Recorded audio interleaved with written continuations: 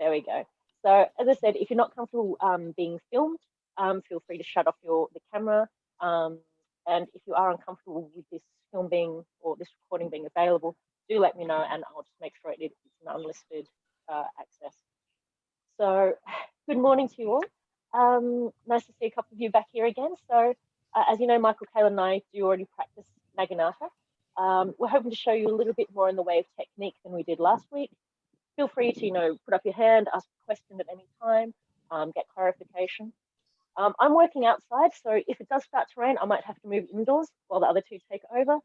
I do have both a Naginata, which more of Egyptian style rather than the one we traditionally use for training, and a mop handle, so I can show you a few different techniques. But one might start with just a little bit of a warm-up, because I don't know about you, but I'm feeling really cold right here. So we're just going to do a quick warm-up. Again, I'm not traditionally dressed, but that's to suit the outdoors here. So just starting with the head, we're just going to give it a good neck roll. Don't let it go too far to the back, otherwise you end up crunching the back of your neck. Just a good neck rotation. And the other way.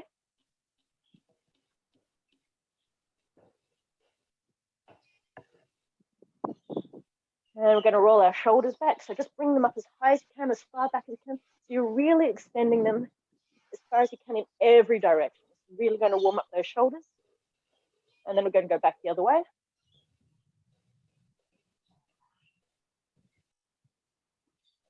We're going to do the same thing with the arms. So it's going to be full arms going backwards. You try and keep them as close to your ears as you can as they come up.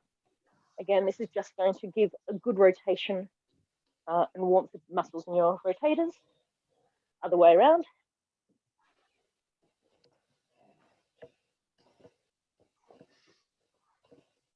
Just feet gently, gentle distance apart. We're just going to do some hip circles, as big or small as you like, whatever's comfortable. What we're really trying to do is open up the hip flexors at the front of the legs. So you can start off small and go bigger if you want. You can do this slow, fast, whatever you need. Other way.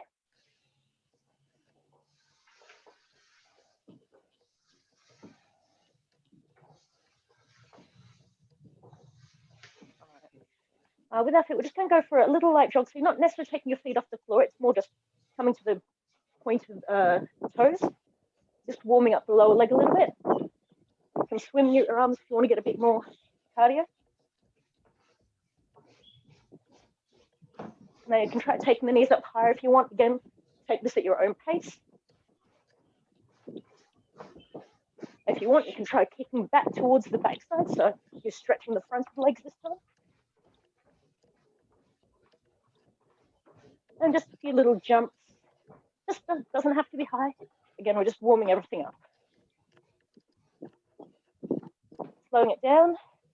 Just bring the legs wide. Knees, toes out to the side. Knees out to the side as well. And here we're just warming up the inside of the thighs. Again, those hip flexors are opening up. So you can either keep it in the middle. You can move it side to side. Just all very gentle movements.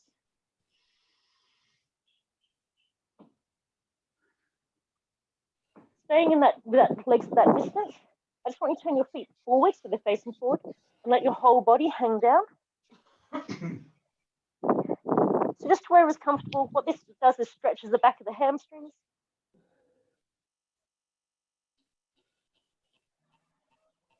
Just gently bend the knees and roll it up. Normally if we're in the dojo, we do a bit more of a warm-up.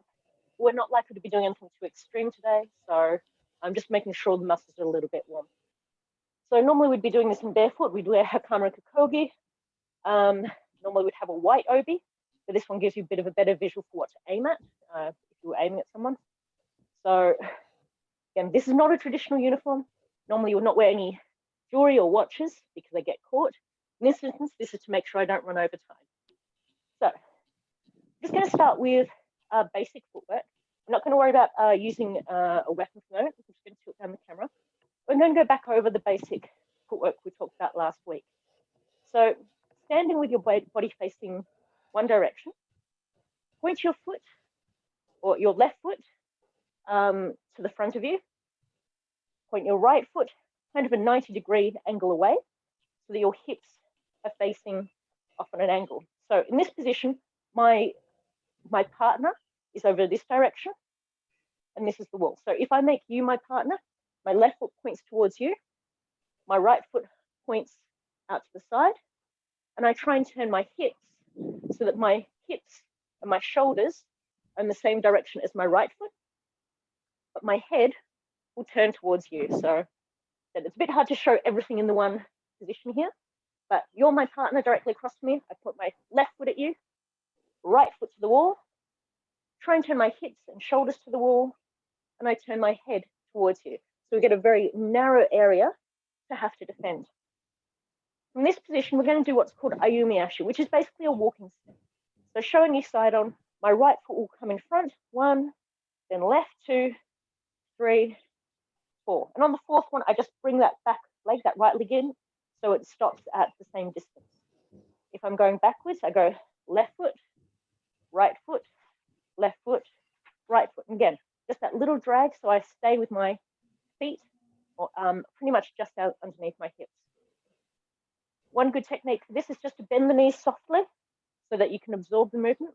So again, walking towards your front. So this is Ayumiyashi. So Ayumiyashi, mai or forward, ich, ni, san, shi. We're going to go backwards. Ayumiyashi, ato, ich, ni, san, shi. Ayumiyashi, mai, ich, ni, san, shi. Ayumiyashi, ato, ich, ni, san, shi. So that's Ayumiyashi. So normally when we do this at the start of class, we normally have a bit of a routine where we take you through all the basics, the footwork and basic cuts. So we'd start with something like Ayumiyashi mai, and then we go on to some of the other footwork. So in this case, Okuriashi, which is basically pushing off from the foot furthest from the direction you want to go. So again, I want to move forward. My left foot's in front. My right foot will be the one that drives the movement forward. I'm going to move forward a little bit so you can see. So soft on the left foot, so pulling up left foot slightly and pushing forward with the right foot.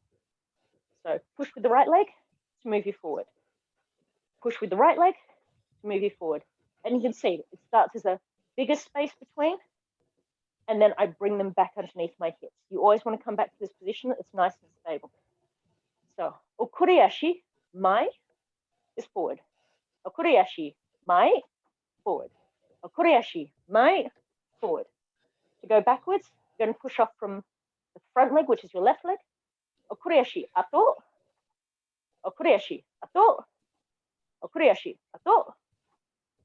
Okuriashi, mai. Okuriashi, mai. Okuriashi, mai. Okuriashi, ato. Okuriashi, ato. Okuriashi, ato. Normally what we will do when we're giving you instructions is we give you the technique, in this case like a Okuriashi, Ayumiyashi, Tsugiyashi, and then the direction. So mai, which is forward, ato, which is backwards.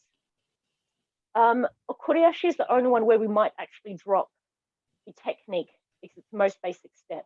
So we might say for the first one, Okuriashi mai, and then we might just go mai, mai, mai, ato, ato, ato, mai, ato. All the rest of them, we will preface them with Tsugiyashi mai, Tsugiyashi ato, Okuriashi mai, Okuriashi ato, every single time. So if we don't say the technique and just give you a direction, all we're asking for is an okuriashi, either forwards or backwards. So basically it's just one step in either direction. The final kind of footwork that I'll talk about for the moment is Tsugiyashi, which is again one we looked at last week. And this is kind of the skipping position or the gallop. So one foot comes into the other, and then it does an okuriashi. One foot comes in, okuriashi, going backwards. Left foot comes in, okuriashi. Left foot comes in, okuriashi. So again, you want the knees bent so they can absorb the movement. So Tsugiyashi mai as one movement is Tsugiyashi mai, in and out. Tsugiyashi mai, in and out. Tsugiyashi ato, in and out. Tsugiyashi ato, in and out. So we're trying to prevent ourselves from going up and down on this movement, so not like a bit of a bunny. And this is again why you have the knee soft. It helps you keep that movement. So Tsugiyashi mai, it's long, not up. Tsugiyashi mai, Tsugiyashi ato, Tsugiyashi ato. Okay. So those are the three basic footsteps. There are a few other ones. They're kind of the key ones that you work with. I'm just going to grab the Naginata. So again, this is not the style that we use in training. The one we use in training, Yatarashi, this would be made of bamboo, but this is the one I happen to have at home. So just going over the footwork again. Ayumiyashi, mai, ich, ni, san, shi. Ayumiyashi, ato, ich, ni, san, shi. And you'll notice what I'm trying to do is make sure my Naginata isn't moving. So it's being held in Chura no kamae. We'll go over this position later again. I'm holding it down against my body. I'm keeping my shoulders down and relaxed. I'm pulling the weapon so it's touching my body. It's not loose. And this is how I keep it from shifting while I walk. Ayumiyashi, mai. Ayumiyashi, ato. Okuriyashi. So this is just one step. Okuriyashi, mai. Okuriyashi, mai. Okuriyashi, mai. Going backwards. Okuriyashi, ato. Okuriyashi, ato. Okuriyashi, ato. Tsugiyashi. So this is a little skip. So you bring it in and then do an okuriyashi. Tsugiyashi, mai. Tsugiyashi, mai. Tsugiyashi, ato. Tsugiyashi, ato. Okuriyashi, mai. So those are the three basic footsteps or foot styles as I mentioned. Did anyone have any questions about them? No, generally pretty good. All right. So I'm just going to raise this up a little bit. We're going to talk about kamae, which is our stances. So if you've ever come across the term before, it's literally just referring to a positioning of yourself and your weapon in this instance. So the most basic one, as we talked about last week, is chura no kamae. And the best way to think about it, if you have a weapon in hand or a mop handle, your right hand, the elbow reaches to the end of the weapon. So that's how you know you've got the correct distance there. This is what we always want to find. Once you've got that locked, you can just raise it up so your hands are just slightly outside your shoulders. Keep the right hand where it is, or the back hand where it is, and you move the left hand until you've got a comfortable kind of position here in front of your body. So now you've got the correct distance between your hands. From here, take your back hand or your right hand in this instance. What you're going to do is you're going to bring it down to where your leg meets your groin. And your front hand will just relax into a specific height. In this case, what I'm trying to do is make sure that the tip of my Naginata would be pointing at my orbi. If I was pointing at someone my height, this is the vulnerable area here. So this is how you determine the correct position for chura no kamae. Back elbow, shoulder width, and then the back hand is just where the leg meets the groin, and the front hand is nice and relaxed. So this is chura no kamae. To get to chura no kamae, normally will come from naore, which is basically standing with your feet together, your weapon beside you, right hand sitting comfortably at your wrist, at your hip. You put the left hand on top of the Naginata, so left hand on top of the right hand. As we step out with the left leg, we pull the Naginata through our right hand with the left hand. So our left hand stays where it is, where it's connected, and the right hand moves down the Naginata. So, because here we're about halfway up, we want to bring the right hand down quite a way until it's that elbow width again. So I'll just do this from the side, give you a bit more distance to see. Left hand goes on top, left hand stays where it is, and the right hand slides through to sit down where your leg meets your groin. We might have a guest of honor greyhound coming through here at some point, so you get to say hi to Harrison. So this is chura no kamae. Standard stance, comfortable stance. This is where you come to when you're preparing to go into either a pattern or shiai or combat, or at the end of one of those before you return to naore. So chura no kamae, very, very neutral stance. When we want to go back into naore, we bring the left hand into the body, the right hand slides back up again and comes back to the hip. Chura no kamae, back here. So again, when you're starting out, what you'll most likely do is you come to this position and you'll check that distance. It's a habit you will break eventually, but it's always good to check that you have that correct distance to begin with. Otherwise, you end up with too much of the weapon one way or the other. So this is a good way to start. We do have several other stances. I'm going to show you a couple now. First one I'm going to show you is called Geda no kamae. This is actually more of a defensive stance. So coming from Chudan no kamae, all you're going to do is this right hand, this back hand, is going to come up to the shoulder, and it's going to turn, the naginata is going to turn in your left hand. So the left hand is quite loose, it's quite relaxed. It's going to allow it to rotate. So left hand stays basically where it is, right hand comes up. And you get this position across the body. You're wanting to pull the naginata against your body.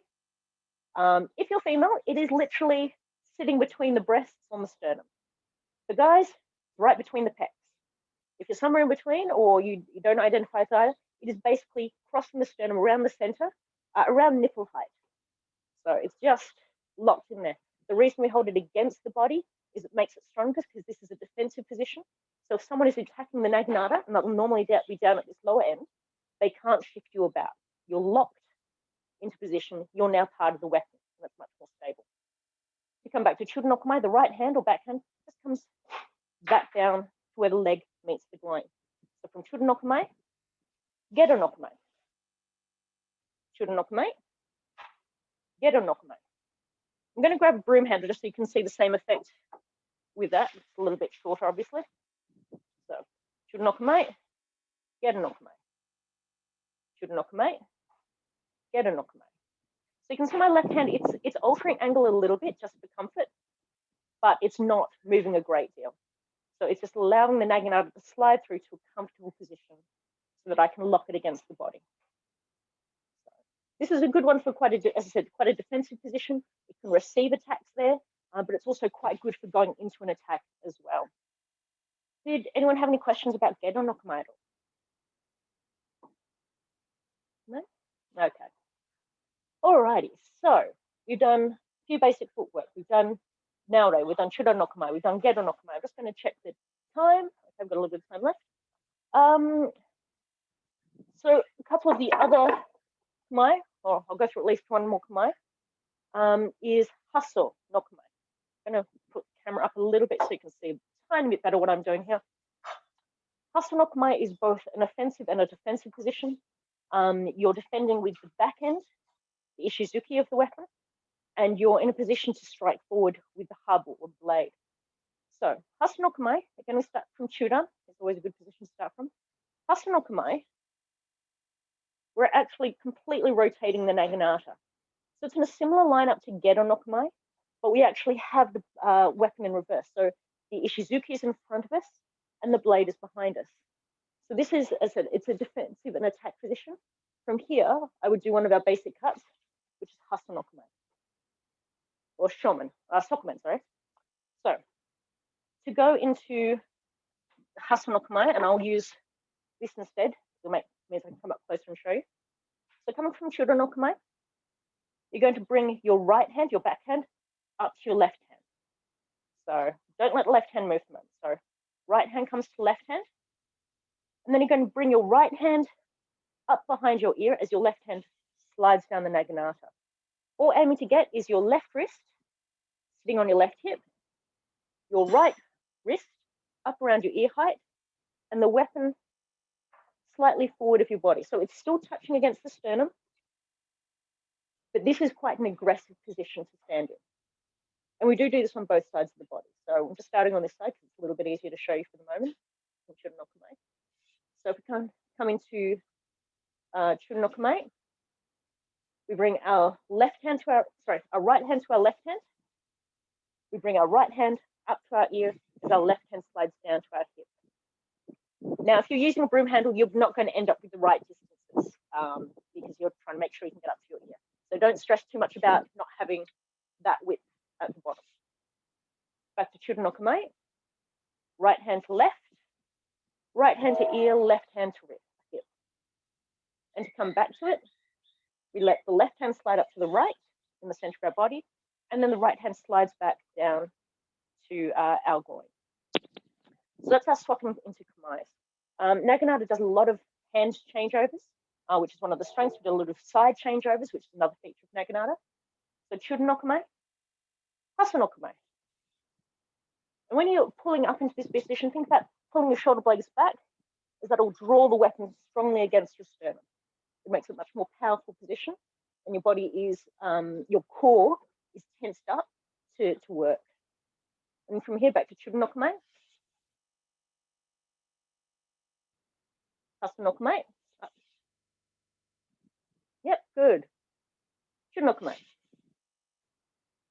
That's looking good, Effie. You've got a nice hand change over there. Alrighty. So let's go back to Gedo no kamae, just raising up the right wrist. And then back to Chuden no kamae. So it's rotating in that left hand. Gedo no kamae. Oops, Kaylin seems to have dropped in and dropped down. I'm going to readmit him there. Okay. Gedo no kamae. Chuden no kamae. Gedo no kamae. Chuden no kamae. Hasa no kamae. Good. Chuden no kamae. Hasa no kamae. Chuden no kamae.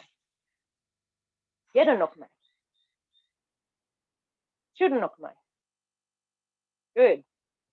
So I said we do a lot of changing of hand positions, and it's good to find a way to smoothly work between them. I'm going to ask Michael, because I think Kaylin's just shifting to a new position. Michael, is there anything particularly you would like to talk about with everyone today? I think you were talking about, oh, you're on mute. I think you were talking about doing some blocks potentially. There we are. There. Sorry, I was just getting ready to go outside. I was just about to okay, go out with my Naginata and could go along with the practice actually. That's okay. Michael, did you want to show some blocks in the meantime? Yes, I was, but I think we haven't even reached the strikes yet. So maybe we haven't. But... Sorry. Would you like to demonstrate one of the strikes? Yes, but I'm worried I might take out the light fitting. That's okay. All right. Well, you tell me which strike you'd like us to demonstrate. Well, just the basic furiagate. Meno with it? Yeah. Right. Thank All you. right, no problem. So yes, this is normally the first strike we would teach you in the dojo. Furiagate men, it's the simplest one. Again, we did talk about it a little bit last week in that first intro session. So I'm just going to go over it again. I'm just going to mute Kaylin because the wind is getting a little bit heavy out there for him, I think. Except my finger is so cold it doesn't recognize what I'm asking about. There we go. We're good now. All right. So I'm going to have to move a little bit away from the door here. So furiagate men, it's basically, without what we're happening from Chuden no kamae is we step forward with our right foot to face forward, and then we step with our left foot to come back to our standard position. What's happening with our arms at that time, as our right foot steps forward, our right arm comes up above our head. As we step forward again with the left foot, we bring the right arm back down to our center this time. So it's still quite deep. It's around the belly button that we finish up. It's in line with your spine rather than against the groin. And this is to create a kind of nice semicircle arc for power. So we come back to Chuden no kamae. We step forward with the right hand, right leg, right hand comes up. As we come forward with the left leg, the right hand comes down. One thing you're probably not seeing in the video is as I come down, my left hand is actually sliding up and down the Naginata, and this is so I can change height. So just to try and show you from here, if I stop with my hand, my left hand step height Naginata, I'm hitting someone who's basically a giant. If I bring it down here, I'm probably practicing against a child or someone quite short. Most of the time, you're going to have it roughly just below shoulder height to someone your own height. So the Naginata, the height is determined by where your left hand or your front hand is sitting on the Naginata. So we do allow it to shift. When we want it to stop for when we've reached the correct distance, we grip, we tighten our wrist and our hand grip. This is called tanuch, and this helps strengthen the cut. It stops the target, so it stops when we want it to, and it helps bring everything together. So Kitten Paiichi, which is the mind, body, and spirit together. So it's how we finish each cut with that front hand. Backhand is for power. Front hand is for guidance and for tanuch. So we're not trying to force our way down. It's not power from the front hand. because that's actually quite weak at that point and you'll do some damage. Power from the backhand, which is getting a bigger swing in that arc. Front hand is just to stop it. So I'm going to pop this one down because I am going to go through the glass window if I'm not careful. So coming from here, if I step forward, itch, knee. And it stops because my left hand squeezes and my right hand has hit the center of my body. So that's furiagate. So come back to Chunokame. Furiagate. And we're aiming for head height. Meno ute, itch, knee. And from there, we're just going to do a little Tsugiyashi backwards and let our left hand drop down and our right hand come back. Go back and shoot up.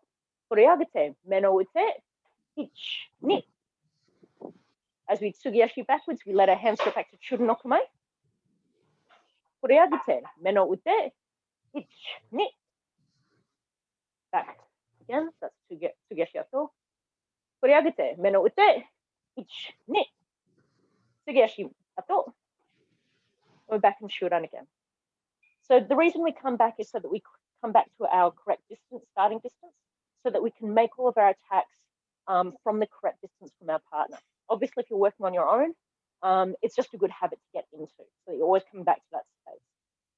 Did anyone have any questions about the furiagate? I know it's a little bit harder to learn some of these techniques online. Oh, cool.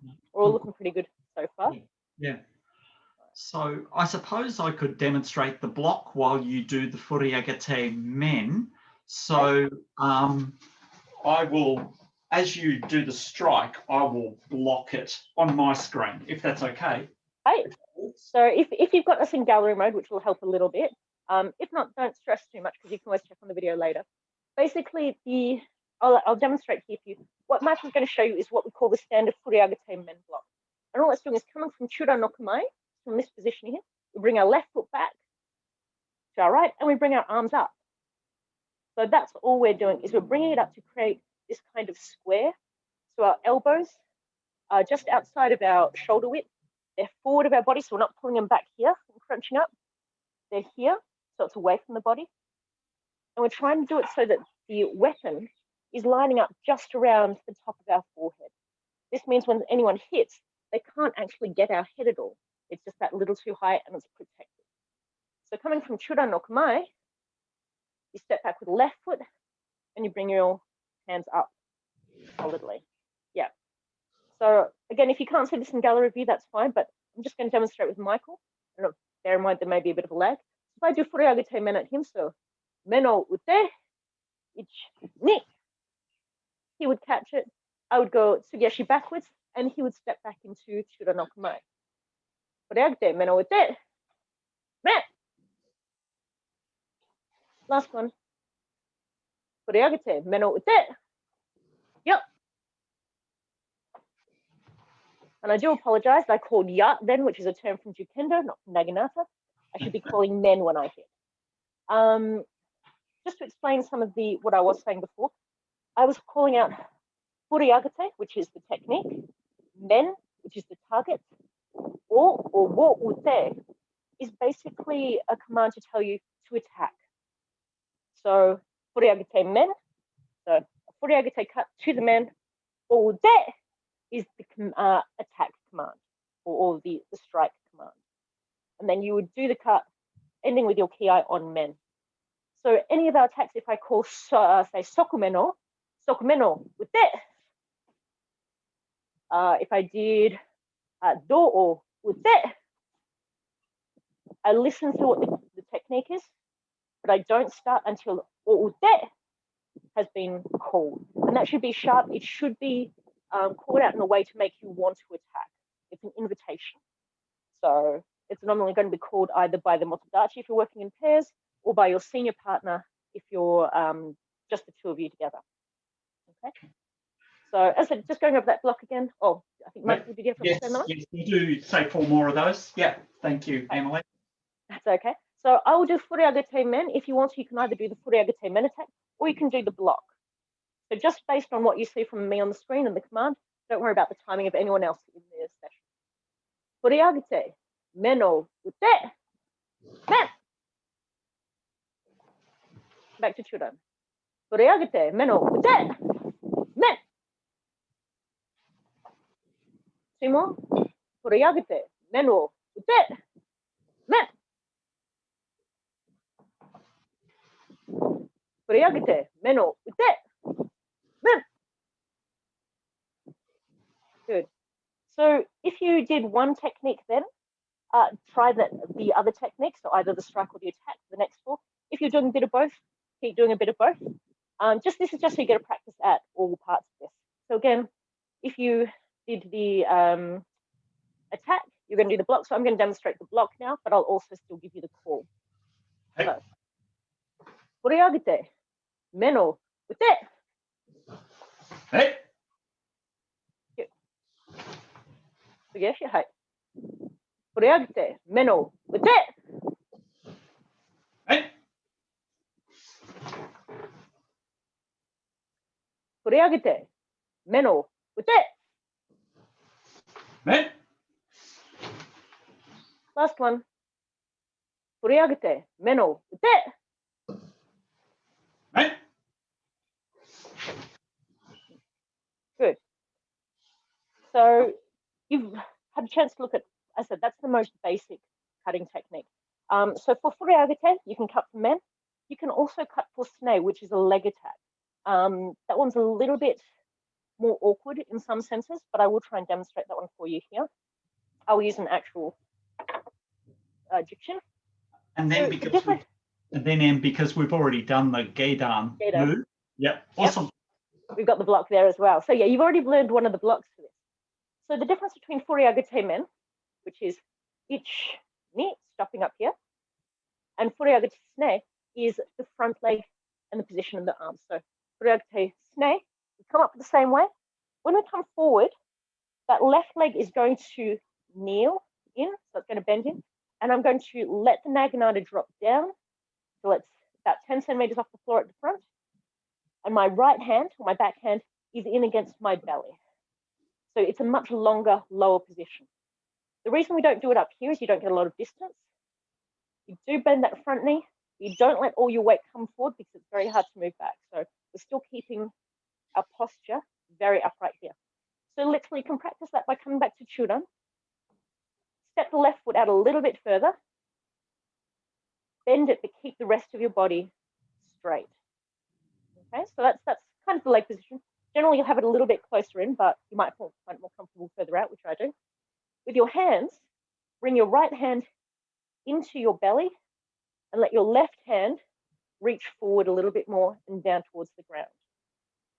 What we're aiming for is that mono-itch, so that curve about 15 to 20 centimeters from the tip to be about 10 centimeters off the ground, because you're aiming for a height between the ankle and the knee. So again, I'll do this with the broom handle so I'm not in danger of smashing glass. So furiagate sune, we step forward, ich, and then kneel into it with the front foot. I am trying to make sure that the weapon gets locked between my arm and my body. Again, this is about making you part of the weapon. And from there, you're going to push up from the left foot, Tsugiyashi, back to Chudan no kamae. Furiagate sune wo ute, ich, ni. And then push up, Tsugiyashi. Furiagate men wo ute, sune wo ute, sorry. Too much habit of saying men now. Last one. Furiagate sune wo ute. Good. As I said, all these can be done on the other side of the body. So what we'll do for the second part of this session is we'll actually do all of this in the other kamae. Now, as Michael said before, you've actually learned the block, which is gedan. And again, I'll demonstrate with the naginata. If someone is coming for your leg, then gedan is a good defense against it. So if we're starting connected here, my partner is going for my leg. I don't just block there. I step back so my weapon is where my leg used to be. So gedan no kamae, technically, if you're doing it as a block, you step back and you come up into gedan. And then okuriash backwards to chudan. So block as gedan, come back with okuriash. So gedan no kamae block, and then back. So yeah, so if I'm doing the attack against you, you would use the gedan block. If you were attacking, that's the block you would expect to see. So we'll do the same thing we did as with furiagate men. So I'm going to do 4 furiagate snake cuts. You can choose to either do the same cuts as me, or you can block using me as the attacker in the video.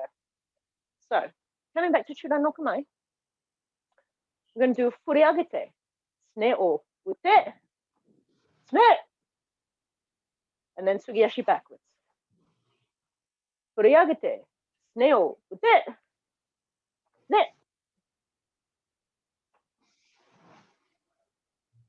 Furiagate, sune o ute, sune.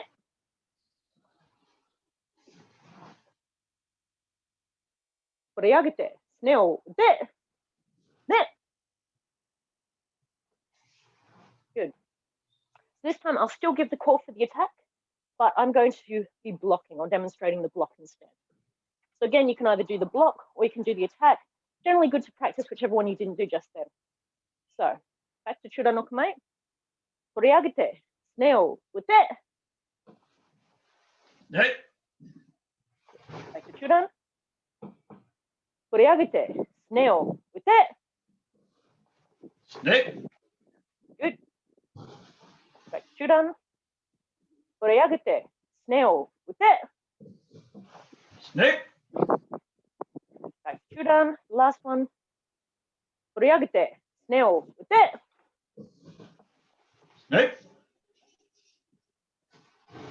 Good. So what you would have noticed when I'm doing the blocks is my timing is not being consistent. Your timing to block actually depends on how fast your opponent is coming at you or how comfortable you feel. So if I'm practicing with someone normally, so if they're more of a senior student, if they're doing furiagate sune at me, my job is to not block until the last possible minute. If it's a beginner, generally they prefer to see the target before they start. So when you're starting out, you'll probably find your partners will come into here pretty much at the start of your cut rather than waiting till the last possible second.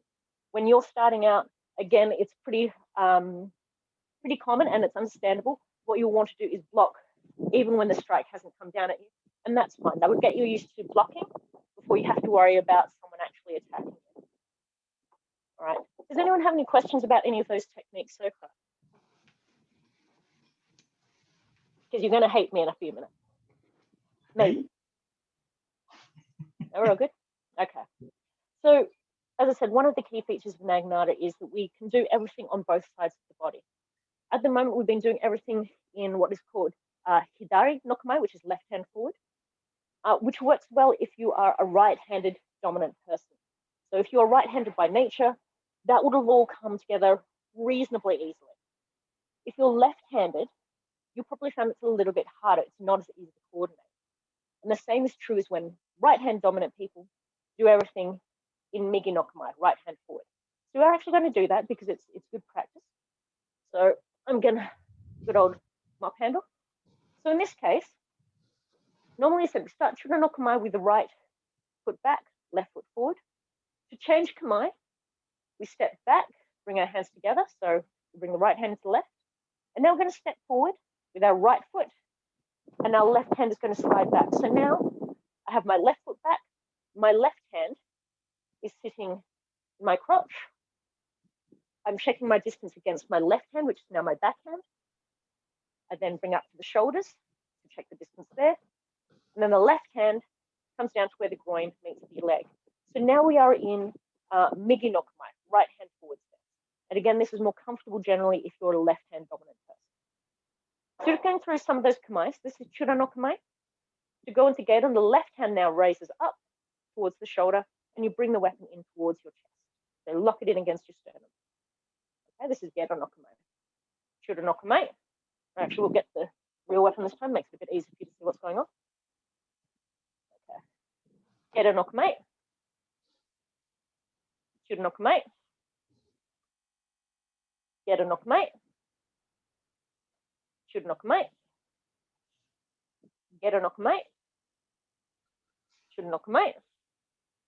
I'm going to try hasso no kamae. So this time, what's going to happen is that the left hand is going to slide up to meet the right at the center of your body. And now the left hand is going to come behind your ear, and your right hand is going to come down to your hip. We're now in hasso no kamae. So from here, Shura no kamae, the right hand comes to the left hand slides down back to your leg. Hasso no kamae, left hand goes up, left hand to the ear. Shura no kamae, right hand comes up, left hand goes to the groin. Hasso no kamae, hands together, ear and hip. Shura no kamae, hands together, down to chura. Hasso no kamae, hands together to the ear. Shura no kamae, hands together, back to chura. Hasso no kamae, ich, ni. Shura no kamae, ich, ni. Geru no kamae. Shura no kamae. Geru no kamae. Shura no kamae. Hasso no kamae, hands together to the ear. Shura no kamae, hands together, shura. Good. So again, you'll probably find there's one side that feels a little bit more natural to you. That's absolutely normal.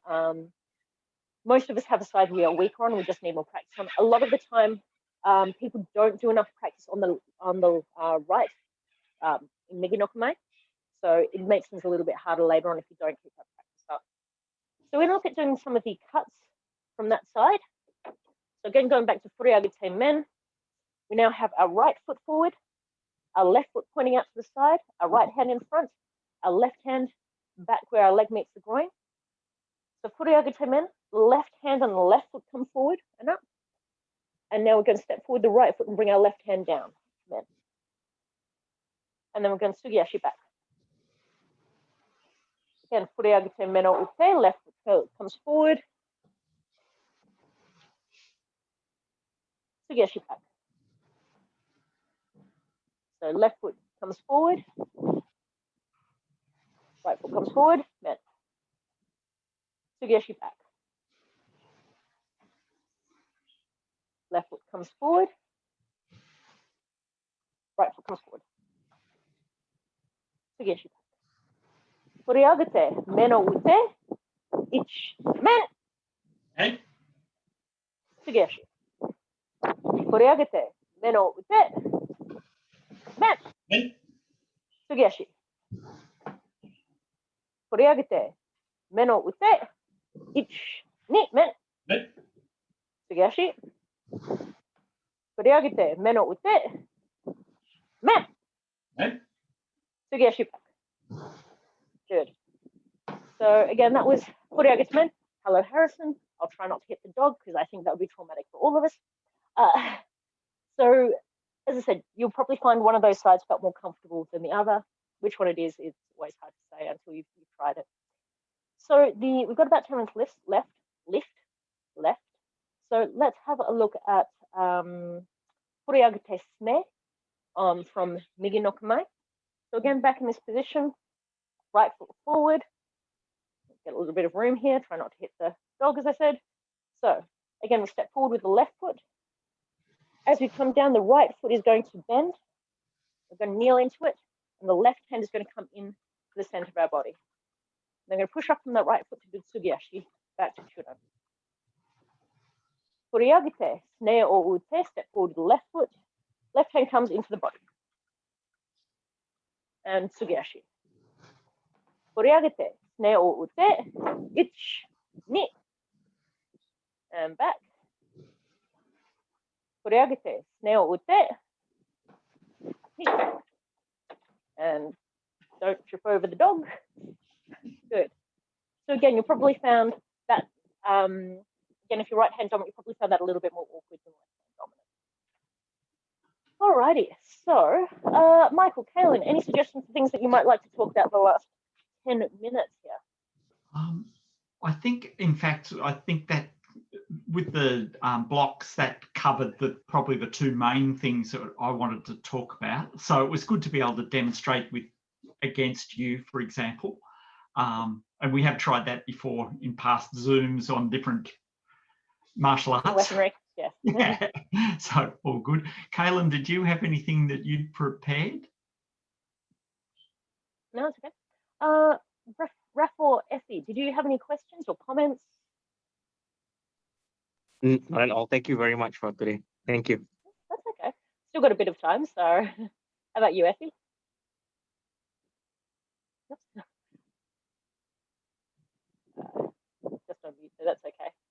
That's all right. So yeah, I just want to give you a little bit of taste of some of the basics. So some of the footwork, some of the basic cuts, some of the basic stances. You've probably gone through a bit more in this than we would have normally done in a face-to-face session, because the face-to-face session, we're getting you to do it with the real weapon, feel the correct distances, and we'd be drilling you a lot more to try and correct your technique. Obviously, we can't see your technique correctly here, because Zoom does not really work well for that. So we're able to speed through some of the concepts and the positions a bit faster. When we're doing this face-to-face, we'll actually take a bit more time correcting technique and making sure that you're not picking up too many bad habits to begin with, because they're a lot harder to break down the track. So I do have one question. I apologize profusely. I've been on mute apparently, didn't realize. Yeah, work doesn't use Zoom. So when you're standing waiting for the next instruction, what position should you be standing in? Generally, you'll be in Shudo no kamae.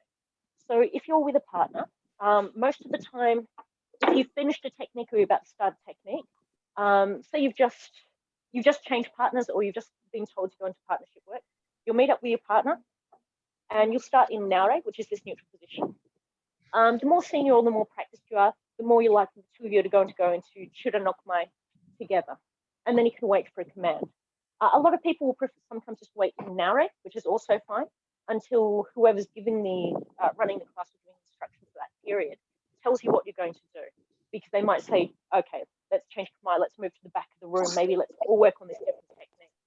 So the most two common positions are naure, which is just kind of a very patient neutral stance where you're going, okay, tell me what to do now. That's fine. Shudo no kamae is generally more when you're in partnership with someone or you're about to start something. You may not have been told exactly what you're going to do yet, but this is a good sort of position to wait in. You've let your partner know you're ready and ready to start practice with them. So either of those two is fine, depending on the situation. So in our dojo, either is acceptable. That's not a problem. Beautiful, thank you. Yeah, that's okay. It's a good question. One thing we haven't talked about is reigi, which is the formal etiquette in the bows. So normally, when you're with a naginata, you treat the weapon as if it is a live blade at all times. So you try not to walk in front of someone who's got theirs up or in front of them, because you don't walk in front of a live blade. Generally a bad idea. So you try not to lean it. So if you're getting up, you don't use it as a walking stick. You don't sort of flop it around as if it's not a dangerous weapon, because even without a blade, you can hurt someone. So it's about treating the weapon and the people around you with respect and care. For bowing in, bowing is normally done from naure. So left hand is just relaxed against the front of the leg. Fingers are closed, like this, bit like a mitt, just against the leg. Right hand is against the right hip. So if you were doing reigi or the bow, so there are different degrees. If you're doing someone who is at pretty much the same level as you, kind of equal or similar, you just do a 15-degree bow. So the bows, we don't let the back tip out. I'll give you a better view from here. What you're trying to do is bow as if someone has just pushed in at your stomach. So it's more the top half of the body is going down.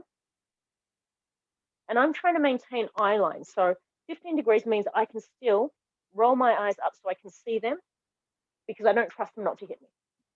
If this was, a slightly more warlike setup, I couldn't trust them not to hit me because they're the other side. So red, keep the eye on them and come back up. So the left hand pretty much just slides down the legs to do that. Try not to hunch the shoulders, try not to curve the neck or raise it up back up that way. So it should look comfortable, it should feel comfortable. So red, and then back up. If it is someone who is very senior to, so it's a sensei or senseis, or you're in the dojo, we have what's called shomen, which is the head or the front of the dojo. Sometimes they'll have an altar there as well. That's when you do 30 degrees. This is a sign of high respect. It's also a sign of trust, because you are going to be taking your eyes off them. So if I'm doing shomen bow or sensei bow, the call you'll normally hear is shomen ni re or sensei ni re. So bow to shomen, bow to sensei. So Shome ni, re. I've now dropped my eye so I can't see them, about 30 degrees, and come back up. So again, it's bowing the same way. You're not letting your back go out behind you, so it's not a hinge at the hip. So shome ni, re. And these are not things that you do quickly or lightly. They are a show of respect. So you treat the person or the shaman with the same kind of respect you would expect to get back. So it's not like, fine, bow, let's get into it. It's I am showing you my respect, my regard. I trust you, but don't trust you quite enough to drop my eye line, and then coming back up. So we don't speed these up just because it's convenient. It is a show of respect as well. When we are finishing a session, so I'm just going to show you how we normally finish a session. So we'd line up, you'd hear the term surets. I can only do this because I've got a bit of room behind me. We'd normally do what's called a bowed, a kneeling rei or reigi. So let's say line up, so surets, chakuza, this is the command to kneel down. So I bring my naginata up as my left knee goes down. So this is the butt of the naginata here, the blade's behind me. Both knees down, and then I place the naginata beside me. So it's always carefully placed, we don't want to damage it. We have our toes crossed at the back if you want, or just touching. We have our knees just bent in front of us. If that's uncomfortable for you, you can do a sitting up reigi. That can be uncomfortable for some people to go down this low. Our hands, again, fingers like mitts, resting on the palms of our legs, and we keep the elbows in. In kendo, it's more of a out. You know, I am masculine kendo person. It's much more out and broad, a bit more of a dual fist width between. Naginata, we're a bit more ladylike. So it's about a fist width between. Hands on thighs and the elbows in and the back is up. I'm just going to turn to the side here so you can see a little bit better that position. Normally the naginata would be further forward of me. So again, straight back, straight neck. So when we bow in, so shome ni, re, our hands come forward in front of us. And then as we come back up, they slide back onto our legs. We do the same for sensei ni. And then we'd also bow to each other as preparation starting or ending the class. So those are just a couple of different types of the reigi that we go through, just so you're a bit more familiar when we do it face to face. Don't worry, no one is going to yell at you or get upset if they're, if it's not perfect. No one is ever perfect in these arts.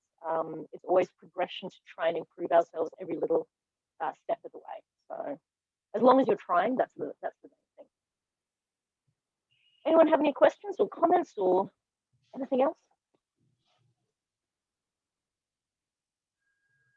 No, pretty quiet. Oh, good. Thank you, Emily. Okay. Yeah. Well, I know that I'm still kind of hoping that we might be removed from lockdown. If we're not, and we're still in lockdown next week, again, happy to run the third session of this. That's not no stress. If people have any questions or things they'd like to see or things they've heard about, it's a great opportunity to throw them into the chat, throw them into the Facebook page and say, hey, I've got a question. I want to ask about this technique. I saw this thing online. And we can look at them in the next session as well. But, failing that, if hopefully we are doing a face-to-face, we can deal with all those things in person to work on some of the techniques that we looked at today. So I would like to thank you all for joining me. I know it's a bit hard during lockdown. It's hard when you don't have space. It's hard when you don't have the right equipment. And it's very hard to follow a session on Zoom for something like this. So thank you very much for joining us. I'm going to stop the recording now so that then you can tell me what you really think of everything going on. And the wind is blowing me